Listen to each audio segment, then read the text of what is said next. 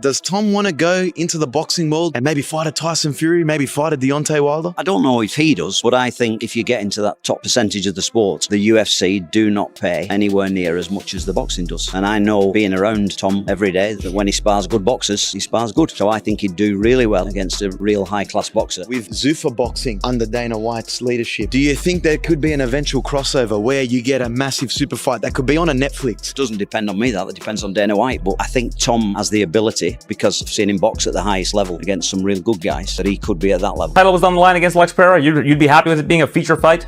It'd be cool to fight over the heavyweight championship, but I would also willingly give up the heavyweight championship. I walked away from the light heavyweight championship, and I'd love to walk away from this one as well, on top, on his own terms, good head and shoulder, making lots of money. I love the position that I'm in right now. Fighting Pereira for the Banff belt, that'd be cool. We both have 2 belts in 2 weight classes. The night we fought, we'd be both fighting for our 3rd belt, which would be the Banff. How cool would that be? The UFC heavyweight division is crumbling, and all fingers are pointing at Dana White.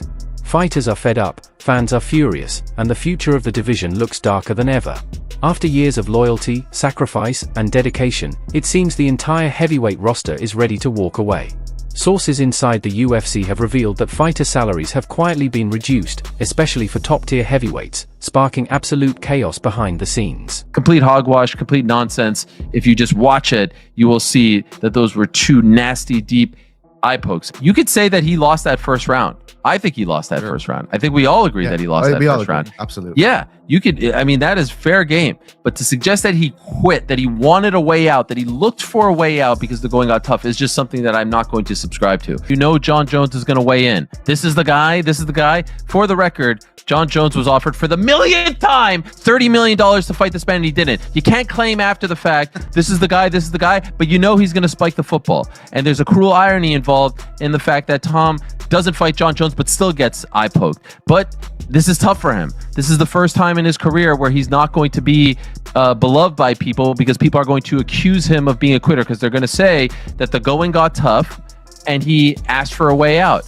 I think that's absolute hogwash. He got poked in. Laid there on his back until John submitted him.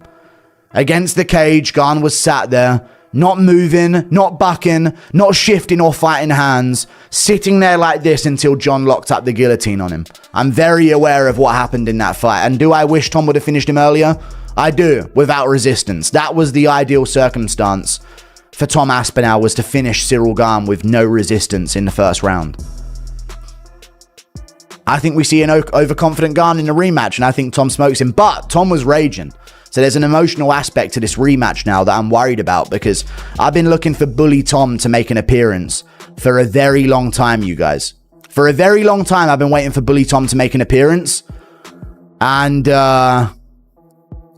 he made the appearance on, what the fuck you guys booing me for? He genuinely made an appearance in the post-fight speech.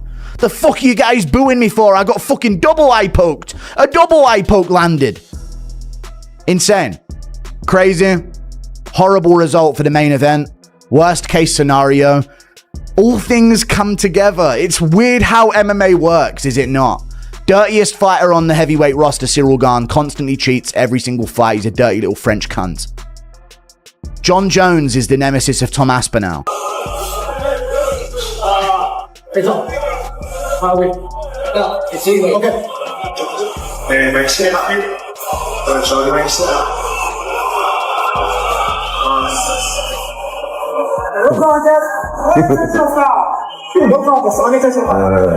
Faz parte do que acontece. Fucking poked knuckle deep in the eyeball. What the? Why are you booing? What am I supposed to do about it? I didn't do the fucking poke. I can't see. Tom, they should not be booing. I agree with you. You waited a long time for this moment. Talk to the disappointment of this being how it ends. This is bullshit. The fight was just getting... And at the center of it all is Tom Aspinall. Aspinall has made it clear that once his current UFC deal is done, he's leaving for boxing. He's already spoken about how massive the pay gap is and how fighters like Francis Ngannou have paved the way for this kind of move. Gane walked away from the UFC for the same reasons: low pay, lack of respect, and constant tension with Dana White. So what was the holdup with the UFC? Like, what led you to not sign? There was a lot of frustration over the years. I think since my fight against Stipe, my first fight against Stipe, my relation with the UFC never been the same. Really? I felt like I wasn't in the right place. Then I get the Derek Lewis fight, who was like the worst fight, and that didn't hurt me at all. You win the Ciryl Gane fight. Then what happened? I have no guarantee that signing this contract, I will not get into what I have been to in the past 3 years. So how about we change something that will make me feel secure? And what did you want to change? A lot of things. And now Tom Aspinall, arguably the most talented heavyweight on the roster, is starting to see the truth for himself. After his devastating eye poke against Ciryl Gane, Tom was left hospitalized with serious damage. Yet Dana White's reaction was cold, dismissive, and completely unprofessional. Instead of showing concern, Dana claimed that Tom chose not to continue. Ending of how much revenue's in the pot. What time does the UFC fighter go, hang on a minute, how much money is in the pot here? You kind of need me, don't you? I mean, I'm the talent. Without me, do you even have a show? Yeah, maybe you can put someone else on. But I've just sold this arena out. I'm just racking you up 400,000 or 500,000 pay-per-view buys. So you imagine you said to a star in the UFC, right, it's your show. And we're going to have open book, and you're going to take 80% of the profit of the show, and we take 20%. Imagine how much the UFC fighters will be making. 5, 6, 7 times more than they're making at the moment. The UFC guys are fighting without any understanding of how much revenue's in the pot. And these guys don't care because, and by the way, it's their business. They can do what they want. If they can get away with that model, good luck to them. But in that model where it's a league or it's a contender series and the guys are getting 50 if you win this fight and 100 and then 200, it's peanuts. How much are they getting from Paramount? You know, if it's multi-million dollars per show for the rights fee, which it probably will be, the profit is unbelievable. Dana did do an interview with 60 Minutes. There were two things that I thought were really interesting. He loves to talk about freedom of speech, and he'll say freedom of speech is very important here. And then he'll say the most important type of speech to protect is hate speech. That I don't quite understand. Why is it more important to protect hate speech than just speech in general, all kinds of speech? If freedom of speech is so important and freedom of hate speech is so important, then why isn't freedom of press important as well? Because as we know, and let's not even talk about myself, long before I came on the scene, there were issues between Dana White and the press. And of course, my situation is probably the most notable one. But why don't you feel the same way about the press? If you feel so strongly about freedom of speech and freedom of hate speech, surely you should feel strongly about freedom of press, especially when the press isn't even being critical in any way, shape, or form. You just want a certain type of press.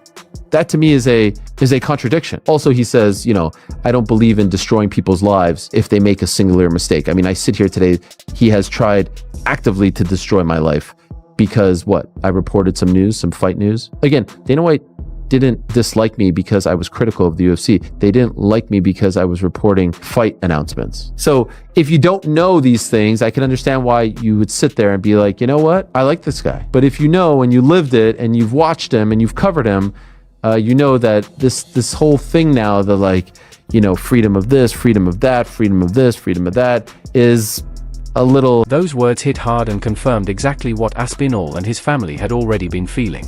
Even before the fight, Tom's father, Andy Aspinall, said he didn't want his son to stay in the UFC forever.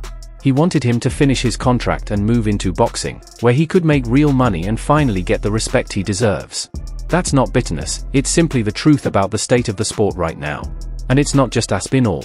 Alex Pereira, fresh off another massive win, has also talked about possibly leaving the UFC. He's already hinted at moving up in weight or even switching to boxing entirely. Does Dana White hate Tom Aspinall? Because in the post-match press conference, he was going at his heavyweight champion like he absolutely did not like him. I mean, he had Tom bloodied up, and Tom didn't want to continue in the fight. And a key word there is didn't. He didn't say Tom Aspinall couldn't continue, insinuating that he's a quitter. I don't know if it's because Andy Aspinall saying Tom wants to go to boxing and he'd love a big payday in boxing, but that's just Andy being a manager and a dad negotiating. I'm going to be honest, I'll give Dana the benefit of the doubt. He could have easily just misspoke spoke. And it's the fact that if you do watch the YouTube that Aspinall put out, Dana White's in the locker room before wishing him all luck. I'm sure he's on good terms with Tom Aspinall and his father, because Dana White, let's be honest, if he doesn't have Tom Aspinall, he doesn't have a heavyweight division. If you saw the other heavyweight fights that were on this UFC 321 card, absolutely. Frustrated with politics, low fighter pay, and the UFC's obsession with control, many athletes are reaching their breaking point. Meanwhile, Jon Jones, once Dana White's golden boy, has made it clear he's only returning for one last fight. He wants the White House card, then he's retiring again. The UFC's biggest stars are walking away, and Dana White has no one to blame but himself. Fans see it all, the disrespect, the double standards, and the lack of appreciation for fighters who risk everything for this sport. Fighters like Francis Ngannou, Tom Aspinall, and Alex Pereira are proving they have options. They don't need the UFC anymore. And now, with reports of salaries being cut across divisions, the message from fighters is clear.